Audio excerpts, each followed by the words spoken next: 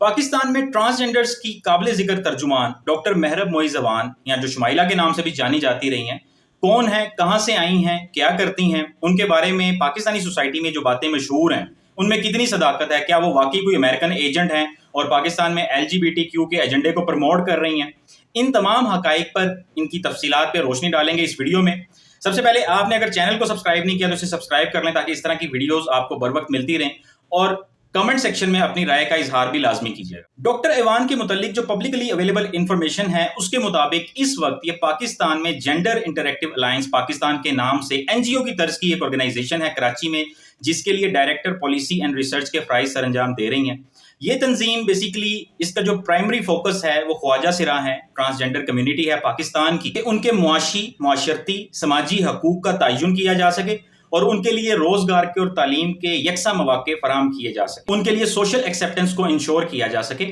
لیکن اس کے ساتھ ساتھ ہجڑے، ہم جنس پرست افراد اور فیمیل سیکس ورکرز بھی اس تنظیم کے ٹارگٹ بینیفیشریز میں شامل ہیں۔ ظاہر ہے انسان ہونے کی حیثیت سے ان کے بھی کچھ حقوق ہیں اور وہ حقوق بھی پورے ہونے چاہیے، تو یہ تنظیم انہیں بھی فوکس کرتی ہے اور ان کے حقوق پر بھی بات کرتی ہے۔ ڈاکٹر ایوان کی گفتگو آپ نے مختلف پوڈ کاسٹ میں سنی ہوگی، ان کے مختلف انٹرویوز دیکھے ہوں گے، اور ان کی گفتگو سے آپ نے ان کی تعلیمی قابلیت کا اندازہ تو لگا لیا ہوگا، لیکن ان کا ریکارڈ بھی اس چیز کی گواہی دیتا ہے۔ جیسے کہ انٹرمیڈیٹ کی سطح پر وہ ایبٹ آباد پبلک اسکول کی گولڈ میڈلسٹ رہی ہیں، اس کے بعد انہوں نے 2013 میں ایوب میڈیکل کالج سے اسکالرشپ پہ MD یعنی کہ ڈاکٹر آف میڈیسن کی ڈگری حاصل کی، اور اس کے بعد فل برائٹ اسکالر کی حیثیت سے جارج واشنگٹن یونیورسٹی سے انہوں نے ماسٹر آف پبلک ہیلتھ کی ڈومین میں ڈگری حاصل کی۔ یہاں پر یہ بات قابل ذکر ہے کہ 2017 میں انہوں نے جارج واشنگٹن یونیورسٹی سے ڈگری حاصل کی، اور 2017 تک ایک میل کی حیثیت سے، ایک مرد کی حیثیت سے وہ یہ تمام سنگ میل عبور کرتی رہی۔ 2017 میں جب وہ امریکہ میں قیام پذیر تھیں، اس ٹائم میں ان کا یہ کلینکل ڈائگنوسس ہوا، اور ڈاکٹر ایوان کے مطابق 2017 سے 2022 کا ٹائم انہوں نے بہت ایک ڈپریسڈ پیریڈ تھا ان کی زندگی کا،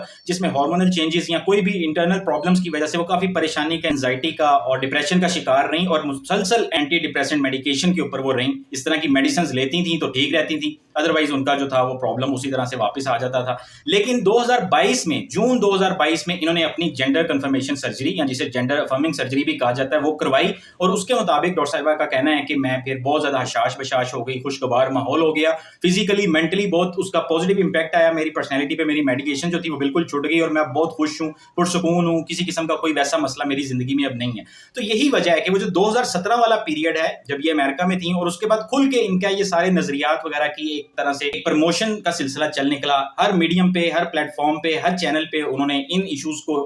ہائی لائٹ کیا، اپنی بھی چونکہ ان کی ایک طرح سے جنس کی تبدیلی کا بھی ایشو ہائی لائٹ ہوا، تو انہیں امریکن ایجنٹ یا پھر LGBT کمیونٹی کا ایک ترجمان یا اس کے ایجنڈے کی پروموشن کے لیے کرندے کے طور پہ ان کو جانا جانے لگا۔ اپنی سرجری کے بعد انہوں نے آفیشیلی اپنے جیسے لوگوں کو سپورٹ کرنا بھی شروع کیا، اور ان کے لیے جس چینل پہ بھی وہ آواز اٹھا سکتی تھی، جس پلیٹ فارم کو بھی یوز کر سکتی تھی، انہوں نے کیا۔ اس کے علاوہ حال ہی میں انہیں عوامی نیشنل پارٹی کا ایک بڑا اہم عہدہ دیا گیا، سیکرٹری رائٹس کا عہدہ انہیں دیا گیا، اور پاکستان کی پہلی ٹرانسجینڈر کے طور پہ ان کا تعارف لوگوں کے سامنے آیا کہ جو ایک مین سٹریم پولیٹیکل پارٹی میں اتنا اہم عہدہ لینے میں کامیاب ہوئی۔ یہ ساری بیس جو آپ کے سامنے اسٹیبلش کی ہے نا، اس کا پرپس بیسیکلی یہ آپ کے سامنے واضح کرنا ہے کہ 2017 میں ان کا کلینکل ڈائگنوسس ہوتا ہے، امریکہ میں وہ موجود تھیں اس وقت، اور جارج واشنگٹن یونیورسٹی میں زیر تعلیم تھیں، وہاں پہ ان کی وہ ڈگری کمپلیٹ ہوئی، اور ان کا جو تھیسس تھا وہ بھی ٹرانسجینڈرز کے ٹاپک سے ریلیٹڈ ہی تھا، ان کے رائٹس کے اوپر ہی تھا۔ لیکن اس کے علاوہ وہاں مختلف ورکشاپس میں، سیمینارز میں بھی ڈاکٹر صاحبہ پاکستان کی اور پاکستان کے ماحول کی شکایتیں لگاتی رہیں اس کانٹیکسٹ میں کہ جی چائلڈ ابیوز ہے، وومن رائٹس جو ہے وہ ایسا ٹاپک ہے۔ اس کے علاوہ LGBTQ کے جو رائٹس ہیں وہ ایک ایسا ٹاپک ہے کہ اس پہ پاکستان میں کھل کے بات نہیں کی جا سکتی، یا اس پہ ریسرچ نہیں کی جا سکتی۔ تو لوگوں نے اس سے یہ اسیس کیا کہ یہ کوئی انٹرنیشنل NGO کی یا LGBT کمیونٹی کی کوئی ترجمان ہے، اور ان کے ایجنڈے کو پروموٹ کرنے کے لیے ایک اسپوکس پرسن ہے جو پاکستان میں لانچ کی گئی ہیں، اور پاکستان میں اس قسم کی ساری باتیں مختلف پوڈ کاسٹ پہ اور مختلف جگہوں پر آپ ان کے انٹرویوز وغیرہ دیکھ سکتے ہیں، آپ کو نظر آئے گا کہ وہ انہی ٹاپکس کے اوپر بات کر رہی ہو۔ اب جہاں تک تو خواجہ سراؤں کے حقوق کا تعلق ہے، تو اس میں کوئی شک نہیں ہے کہ پاکستان میں ایک مارجنلائز کمیونٹی ہے خواجہ سراؤں کی، اور ان کے حقوق پہ بات ہونی چاہیے، اور یہ جو بھی حقوق کا ذکر کرتے ہیں ان کو وہ حقوق ملنے چاہیے۔ لیکن در پردہ ایک مین ایشو کو ہائی لائٹ کر کے، اس کی امبریلا ٹرم کو یوز کر کے، اس کے نیچے آپ سیم سیکس میرج یا پھر جینڈر ڈسفوریا یا پھر LGBT کمیونٹی کے اگر آپ نظریات کی ترویج کرتے ہو، ان کو پرموٹ کرتے ہو، ان کے اوپر بارہا بات کرتے ہو، براہ راست اپنا کوئی تعلق بھی اس سے شو نہیں کرتے، مختلف پوڈ کاسٹ میں آپ اسیس کر لیتے ہو کہ کس قسم کا پرسن ہے جو میرے سامنے بیٹھا اور مجھے انٹرویو کر رہا ہے، اس کی جو ایک ذہنی سطح ہے یا اس کا جو انٹلیکٹ ہے اس کے مطابق آپ اس کو جواب دیتے ہو. مطلب جہاں پہ آپ کو لگتا ہے کہ یہ بندہ تھوڑا سا دیسی ہے اس کے ساتھ آپ تھوڑی سی گفتگو بھی اسی انداز میں ڈیسنسی کے ساتھ کرتے ہو, اور بار بار آپ یہ بتاتے ہو کہ لواطت کی تو ہر مذہب میں منافی ہے اور لواطت جو ہے اس کو الاؤ نہیں کیا جانا چاہیے, یا یہ کوئی ایسی چیز نہیں ہے کہ اس کو سپورٹ کیا جائے. لیکن دوسری طرف آپ اس چیز کا بھی بتاتے ہو کہ ہم لوگ گیز کے پاس گئے, ہم لیسبینز کے پاس گئے پاکستان میں جو لوگ موجود ہیں, اور ان سے ہم نے پوچھا کہ جی آپ کو اپنے رائٹس کے لیے کھڑا ہونا ہے, آپ چاہتے ہیں آپ کے رائٹس پہ بات کی جائے. لیکن جب ہم نے دیکھا کہ وہ خود انٹرسٹڈ نہیں ہے اور وہ خود کہتے ہیں کہ نہیں جی آپ اس معاملے کو ڈھکا چھپا رہنے دیں, ہمارا کام چل رہا ہے, تو پھر ہم نے کہا کہ نہیں جی آئی ڈونٹ کیئر, اور میں نہیں, ہمیں اس چکر میں نہیں پڑنا, ہم صرف خواجہ سراؤں کی بات کریں گے. مطلب کسی نہ کسی انداز میں اس ایجنڈے کو اور اس نظریے کو آپ لوگوں کے سامنے لے کر آ رہے ہو اور اسے بار بار ہائی لائٹ کر رہے ہو اور اس کو انڈائریکٹلی پروموٹ بھی کر رہے ہو. اگرچہ ڈاکٹر ایوانس میں دوسری جو لبرل کمیونٹی ہے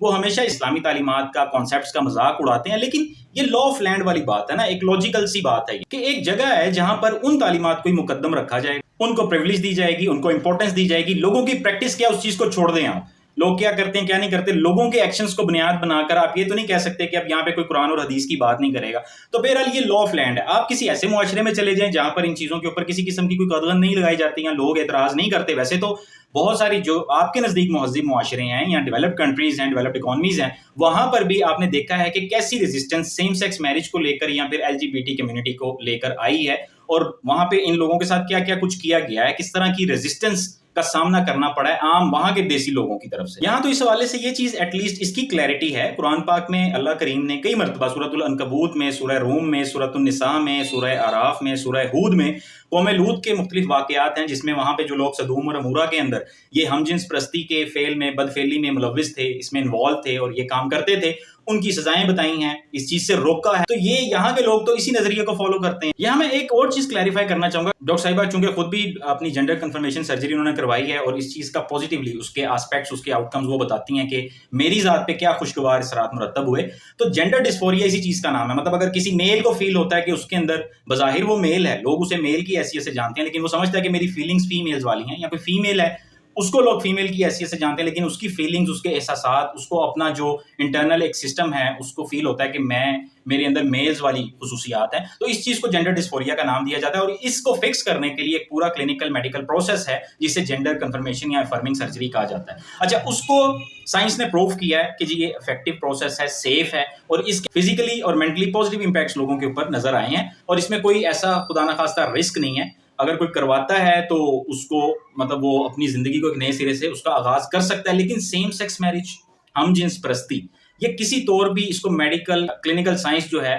وہ اس کو سپورٹ نہیں کرتی, اس کو ویلیڈیٹ نہیں کرتی, اس کو کوئی نیچرل فینومینن یا اس کو جینیٹک ایشو قرار نہیں دیتی کہ لوگ جینیٹیکلی ایسے ہوتے ہیں کہ انہیں لگتا ہے کہ میں میل ہوں اور میل میں ہی انٹرسٹڈ ہوں. ٹھیک ہے, اور یہ ڈاکٹر صاحبہ کا ایک پوڈ کاسٹ عفت عمر کے ساتھ میں نے دیکھا جس میں انہوں نے اس چیز کو ویلیڈیٹ بھی کیا کہ یہ نیچر اور نرچر کے درمیان کہیں پہ کوئی معاملہ ہے اور اس کو سائنس بالکل سپورٹ نہیں کرتی. اس کے علاوہ آصف جٹ کا ایک پوڈ کاسٹ میں نے دیکھا جس میں ڈاکٹر صاحبہ نے لواطت کی منافی کو 3-4 مرتبہ یہ ٹرم یوز کی کہ لواطت کی تو منافی ہے, یہ تو ہونا ہی نہیں چاہیے, اس پہ تو بالکل بھی یہ تو اس سے سپورٹ نہیں کیا جانا چاہیے, یہ کوئی ایسی چیز نہیں ہے کہ اس کو آپ کہیں کہ نہیں جی یہ ٹھیک ہے, جو بھی لواطت میں انگیج ہے وہ ٹھیک کر رہا ہے. تو کنکلوسیولی یہ کہا جا سکتا ہے کہ L G B T Q کا صرف ٹی ہے جو ڈاکٹر صاحبہ سے ریلیٹڈ ہے, مطلب ٹرانسجینڈر کمیونٹی, لیکن اس ٹی کے امبریلا کے انڈر ڈاکٹر صاحبہ ایل جی بی ٹی کے اوپر پوری بات کرتی ہیں, لوگوں کو بتاتی ہیں یہ کیا ہوتا ہے. اس کے علاوہ جب کوئی پوچھتا ہے کہ جی گیز اور لیسبین ٹھیک ہیں یا نہیں ہیں, تو آپ کہتے ہیں ہو سکتا ہے ٹھیک ہوں, لیکن وہ ڈرتے ہوں کہ پاکستانی معاشرہ ایسا ہے, ان کی جان کو کوئی نقصان پہنچایا جا سکتا ہے. تو اگر آپ اس طرح سے انڈائریکٹلی یا کسی بھی انداز میں اس ایجنڈے کو اس کمیونٹی میں پروموٹ کریں گے تو ظاہر ہے پھر لوگ آپ کو امریکن ایجنٹ بھی کہیں گے, کرندہ بھی کہیں گے, آپ کے اوپر ہر طرح کا ٹیگ وہ لگائیں گے. اور اس کے علاوہ لوگوں کو بھی اس چیز کا خیال کرنا چاہیے کہ اگر کوئی کسی کے پاس لفاظی ہے, اس کو کمیونیکیٹ کرنا آتا ہے, کوئی خدا داد صلاحیت ہے اس کے اندر,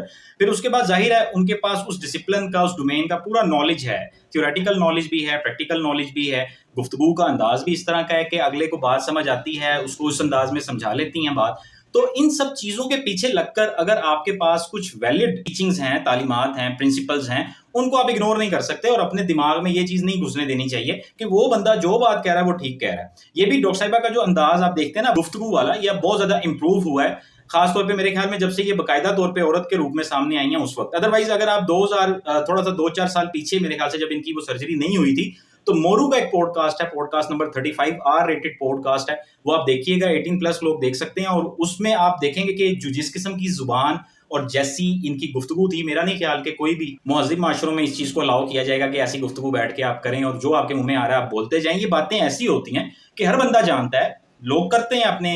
سرکلز میں بیٹھ کے اور ہر طرح کی گفتگو کرتے ہیں، لیکن پھر بھی کچھ نہ کچھ سوشل کوئی کلیکٹیو نارمز ہوتی ہیں، سوسائٹی کی ایتھکس ہوتے ہیں، ان چیزوں کو آپ کو فالو کرنا پڑتا ہے. تو اگر آپ کا ایک نظریہ ہے تو اس کا مطلب یہ نہیں ہے کہ آپ اس نظریے کو جس مرضی انداز میں پروموٹ کرنا شروع کر دو. خیر یہ پرانی باتیں ہیں، لیکن ابھی کی جو ڈاکٹر محرب معیز اعوان ہیں، وہ ان کے لیے ہمارا مشورہ یہ ہے کہ وہ ٹرانسجینڈرز کے اوپر جتنا کام کر سکتی ہیں وہ کریں، کیونکہ ٹرانسجینڈرز کو واقعی پاکستان میں بہت زیادہ ضرورت ہے اس چیز کی کہ ان کے حقوق پہ آواز اٹھائی جائے. لیکن